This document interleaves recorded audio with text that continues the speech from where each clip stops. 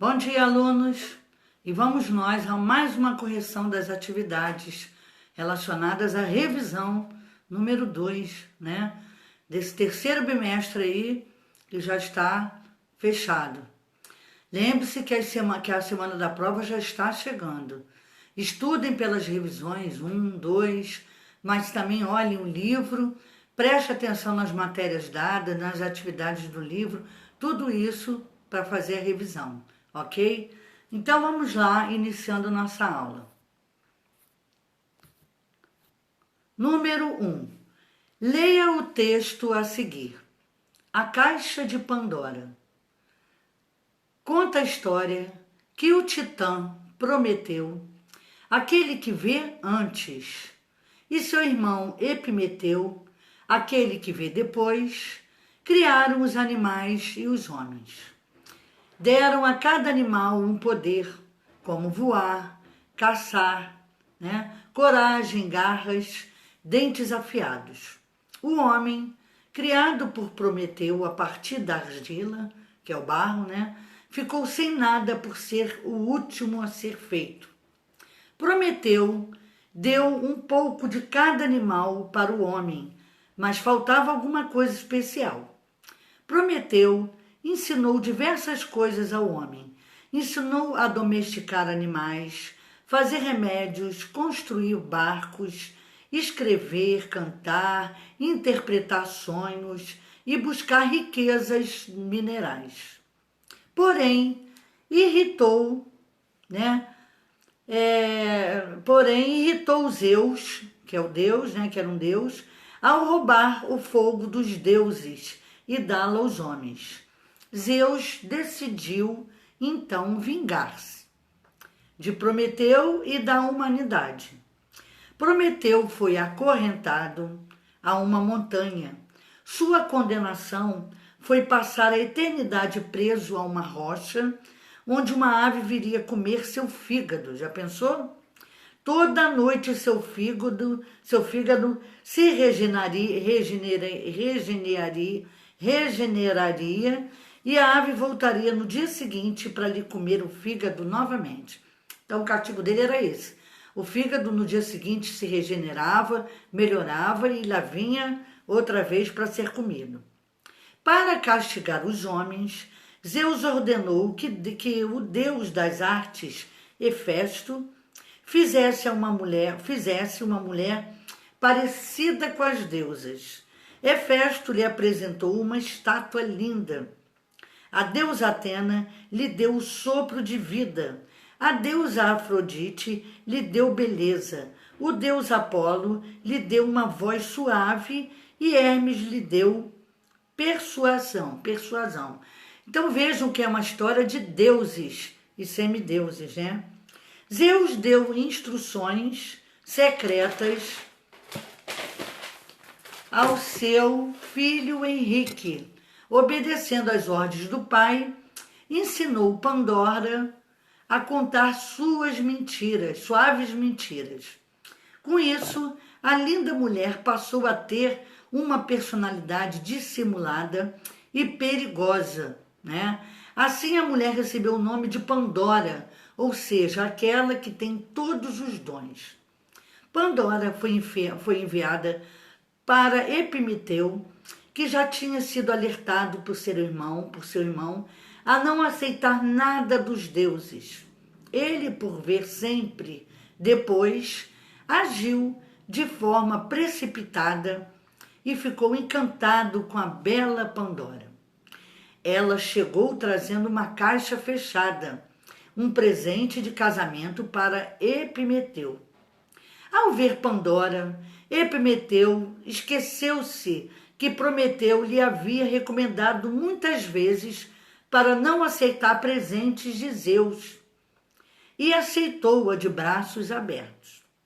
Certo dia, Pandora lembrou do presente que os deuses mandaram entregar a Epimeteu, e assim que se aproximou da caixa, Epimeteu alertou-a para se afastar, pois Prometeu lhe recomendara que jamais abrisse. Caso contrário, os espíritos do mal recairiam sobre eles. Mas, apesar daquelas palavras, a curiosidade da mulher aumentava.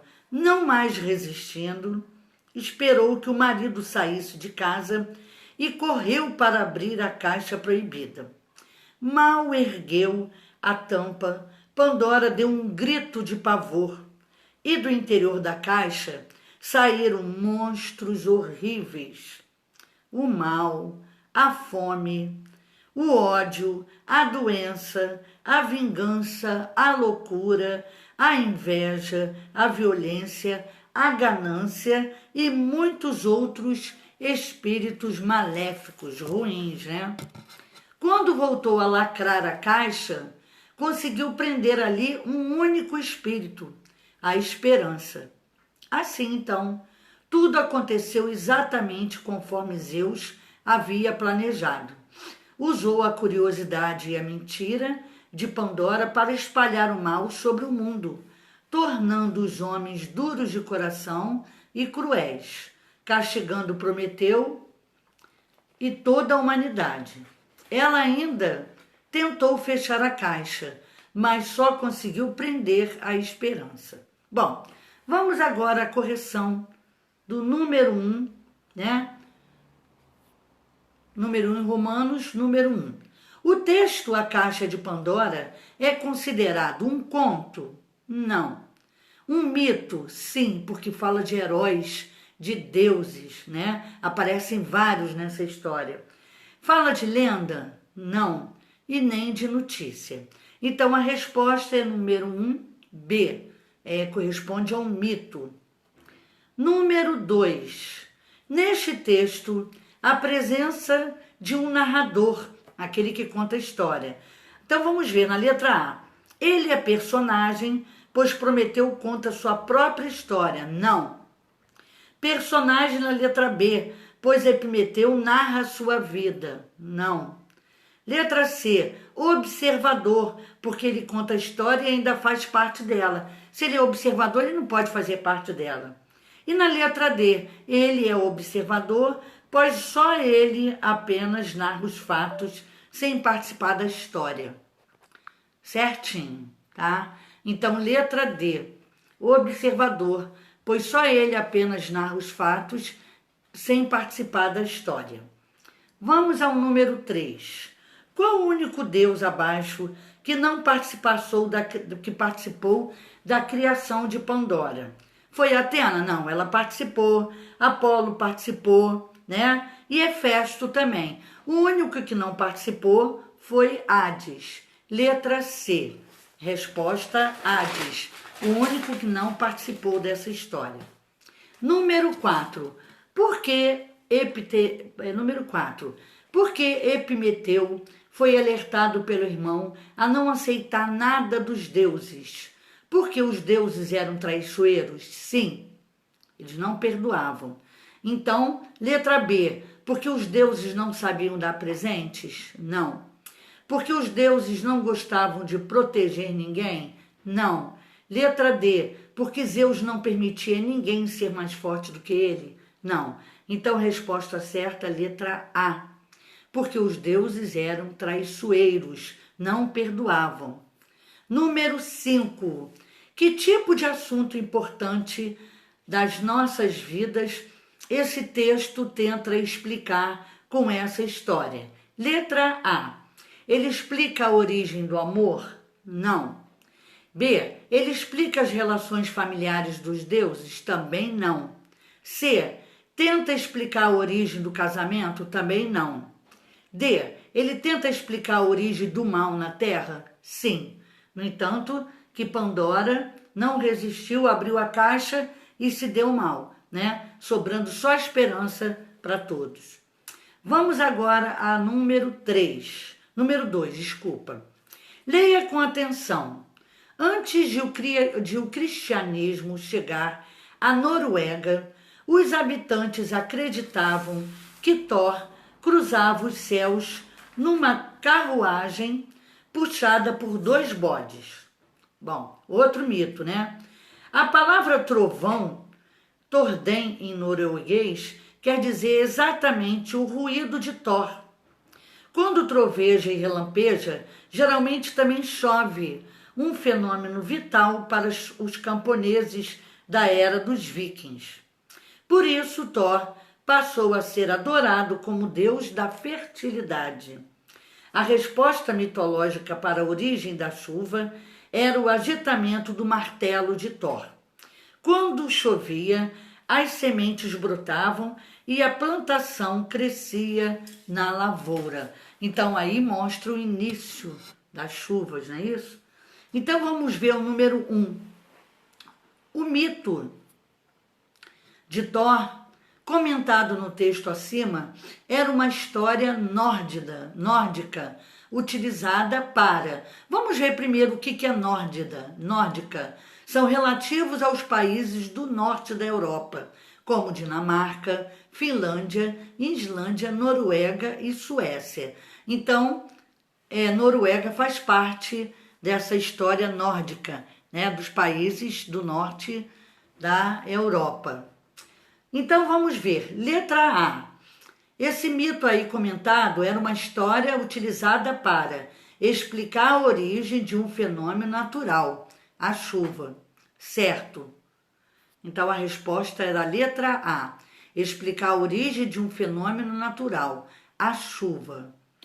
Na letra B, buscar uma explicação sobre a chuva com base em narração, errado. C, explicar as diferenças sociais existentes na sociedade viking, também não. D, questionar a origem dos deuses e sua relação com a sociedade, também não. Então a resposta é letra A, explicar a origem de um fenômeno natural, como surgiu a chuva, tá? Vamos ao número 2. É correto afirmar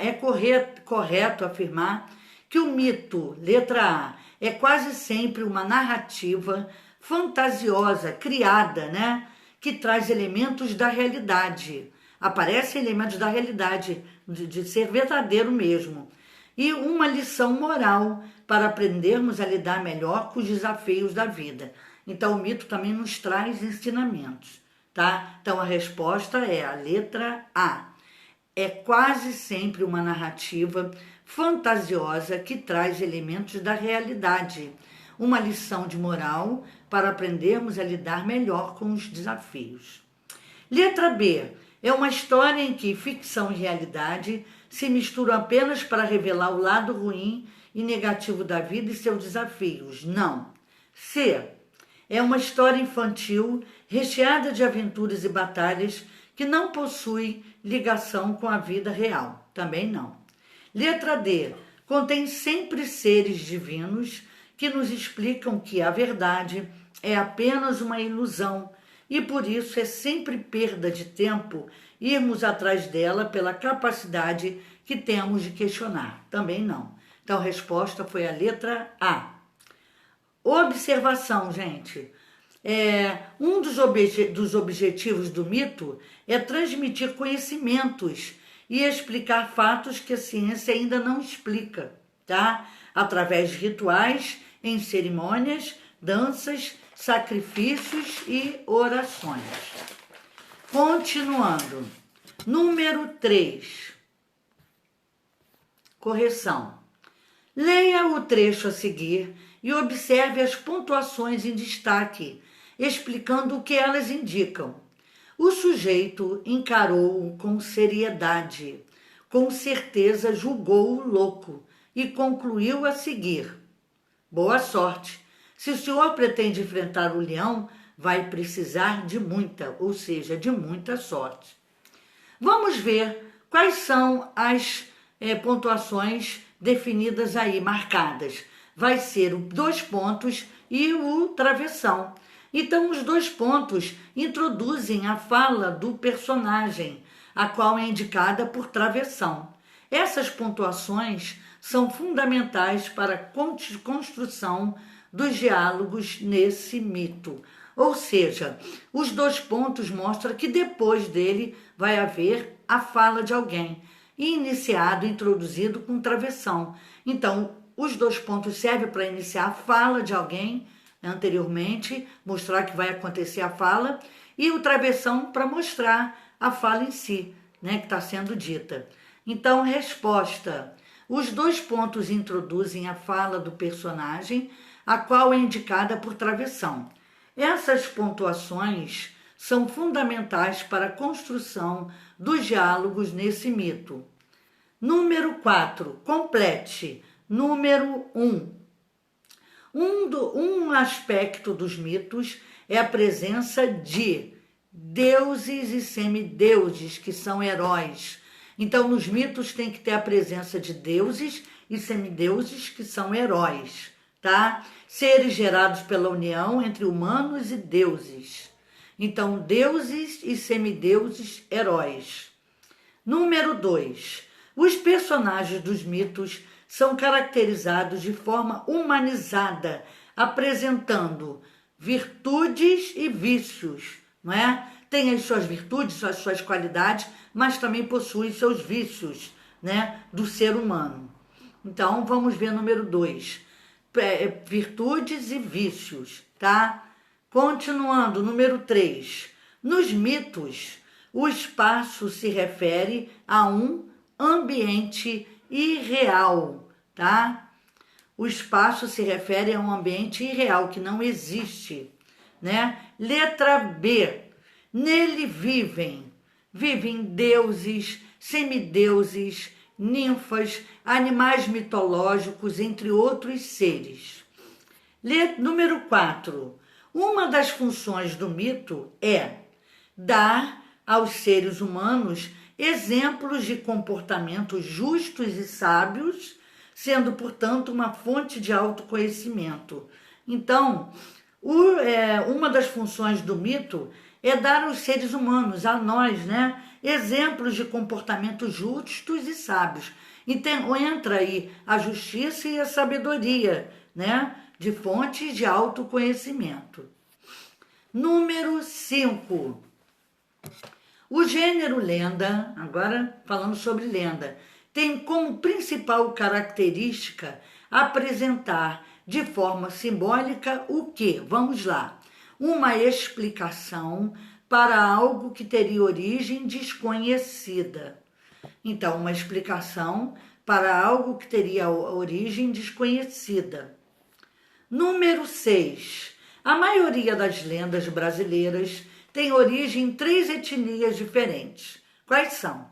Surgiu das lendas indígenas, africanas e portuguesas. Então, existem 3 tipos diferentes de etnias. A lenda indígena, a lenda africana e portuguesa, certo? Número 5. Numere a segunda coluna de acordo com a primeira. Vamos ver. Para número 1, né? Número 1, desculpa aqui. Para número 1, lenda indígena, letra A. Lenda africana, letra B. C, lenda portuguesa. Então vamos lá. Geralmente apresenta fundo religioso e histórico. É a lenda portuguesa, letra C. Apresenta cunho supersticioso e muitas vezes é cheia de ternura e sofrimento. É a lenda africana, letra B. Tem base na natureza e em seus fenômenos e acidentes, numa tentativa de explicação. É a lenda indígena A. Então ficou número 5, C, B, A. Vamos agora ao livro paradidático. A respeito do livro paradidático lido, Meu Avô e Eu, responda as perguntas com atenção. Número 1.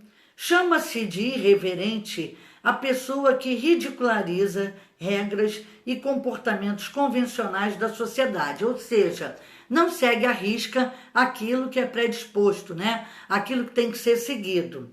Então, vamos ver. Por que Joaquim era irreverente? O Joaquim era o senhor que morava no asilo. Ele era irreverente porque ele gostava de fazer as coisas e não seguia as regras, né? Por exemplo, não faz isso, ele fazia. Ele gostava de brincar, ele gostava de conversar, ele gostava de passear, né? Muitas vezes não podia fazer certas coisas, ele acabava fazendo. Por isso que ele era irreverente.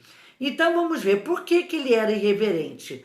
Porque ele gostava de fazer passeios fora da programação do asilo, brincava com os médicos e enfermeiros, fazia piadas com as questões da velhice, coisa que os outros não tinham coragem de fazer, né? Então, porque ele gostava de fazer passeios fora da programação do asilo, brincava com os médicos e enfermeiros, fazia piadas com questões da velhice. Número 2. Quais são os sentimentos predominantes nos demais idosos no asilo? Eles tinham tristeza e depressão, não é? Eles ficavam fechados entre si. Já o seu Joaquim era animado, alegre, não é? Ele tentava viver a vida numa boa. Então, os outros sentimentos dos idosos era tristeza e depressão, viviam tristes. Número 3. Todas as atividades do cotidiano, do dia a dia do asilo, são programadas. Tudo eles tinham que programar para as pessoas seguirem, né? Afinal de contas, eram idosos. O que o senhor Joaquim gostava mais de fazer? Ele gostava de fazer passeios nos jardins, né, maravilhosos, tomando sol. Ele gostava muito de lá. Então, um passeio pelos jardins maravilhosos tomando sol. Número 4. Onde morava a filha do senhor Joaquim? Nos Estados Unidos. Número 5 e última. Por que o filho do senhor Joaquim não falava com ele? Porque descobriu que o pai tinha relacionamento com outra mulher durante o casamento, né? Então, depois, com o tempo, ele foi descobrir e ficou chateado com o pai. Porque descobriu que o pai tinha relacionamento com outra mulher. Bom, aqui terminamos a nossa correção das atividades, né? Desses exercícios complementares. Peço a vocês que estudem, porque a prova está se aproximando. Estudem bastante, olhando o livro, as matérias do terceiro bimestre, ok? E um beijo para vocês, um bom dia. Tchau!